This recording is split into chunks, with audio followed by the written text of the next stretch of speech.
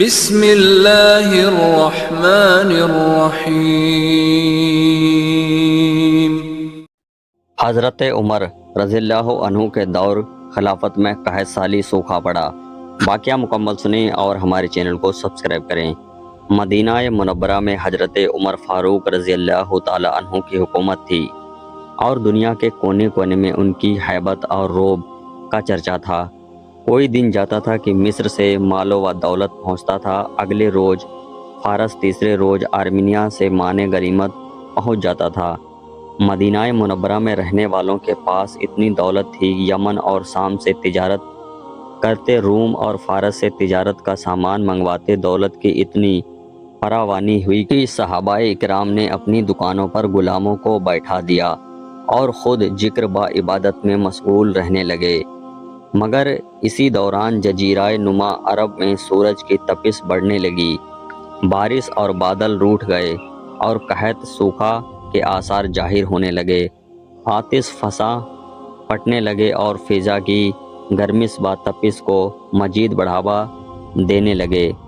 سبز گھاس اگنا بند ہوا اور زمین پر راکھ، ریت اور مٹی ہی مٹی دکھائی دینے لگی۔ 9 ماہ تک بارش برسنے سے انکاری رہی، کھیت خلیان اجڑ گئے، بہت سخت قحط پڑا جس کی وجہ سے لوگ مرنے لگے، حتیٰ کہ جانوروں کے جسم میں خون تک خشک ہو گیا۔ حضرت عمر رضی اللہ تعالی عنہ کو خبر ملی کہ مصر میں اناج اور غلے کی پیداوار خوب ہو رہی ہے۔ آپ رضی اللہ تعالی عنہ نے وہاں کے گورنر حضرت عمر بن عاص رضی اللہ تعالی عنہ کو خط لکھا کہ یہاں حجاز میں غلے کی کمی ہے اور مصر میں اس کی فراوانی ہے، یہاں والوں کے لیے غلہ روانہ کرو۔ حضرت عمر بن عاص رضی اللہ تعالی عنہ نے جواب میں لکھا کہ آپ بے فکر رہیں، میں اونٹوں پر لدبا کر اتنا غلہ اناج بھیج دوں گا کہ آپ پہلا اونٹ مدینہ میں ہوگا اور آخری اونٹ مصر میں ہوگا۔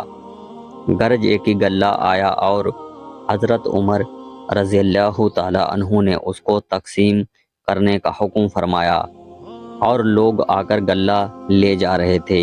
ایک صحابی رسول حضرت بلال بن حارث رضی اللہ تعالی عنہ جو جنگل میں رہتے تھے، انہوں نے جب غلے کے بارے میں سنا تو چاہا کہ وہ بھی آ کر غلہ لے جائیں۔ ان کے پاس ایک بکری تھی جس کو ذبح کیا، کچھ کھا پی کر چلیں، مگر اس بکری میں خون کا ایک قطرہ نہ ملا۔ یہ دیکھ کر با صحابی رسول رو پڑے اور اسی حالت میں ان کو نیند آ گئی اور سو گئے۔ خواب میں دیکھا کہ حضور صلی اللہ علیہ وآلہ وسلم آئے اور فرمانے لگے، حیات کی خوشخبری سنو اور عمر رضی اللہ تعالی عنہ کے پاس جا کر میرا سلام کہو اور ان سے کہو کہ میں نے تم سے ایک عہد لیا تھا اور تم وعدہ پورا کرنے میں سخت اور پکے ہو، بس عقل سے کام لو۔ حضرت بلال بن حارث رضی اللہ تعالی عنہ حضرت عمر رضی اللہ تعالی عنہ کے دروازے پر حاضر ہوئے اور ان کے خادم سے فرمایا کہ حضرت عمر رضی اللہ تعالی عنہ سے حضور صلی اللہ علیہ وسلم کے قاصد کے لیے اجازت لو۔ حضرت عمر رضی اللہ تعالی عنہ نے یہ سن کر خود باہر تشریف لائے۔ انہوں نے ساری بات آپ رضی اللہ تعالی عنہ کو بتائی۔ حضرت عمر رضی اللہ تعالی عنہ یہ سن کر گھبرا گئے اور باہر نکل کر لوگوں کو جمع کیا اور منبر پر کھڑے ہوئے اور فرمایا، میں تم کو اللہ کی قسم دے کر پوچھتا ہوں، کیا میرے طرز عمل میں آپ حضرات کو کوئی بات بری اور مکروہ دیکھتے ہیں؟ لوگوں نے کہا نہیں۔ حضرت عمر رضی اللہ تعالی عنہ نے صورتحال بیان کی تو بعض صحابہ اکرام نے کہا کہ آپ کی غلطی یہ ہے کہ آپ نے قحط سالی کے اس دور پر اللہ تعالیٰ سے مانگنے کے بجائے اپنے گورنر سے غلہ طلب کیا اور اللہ تعالیٰ سے طلب نہیں کیا۔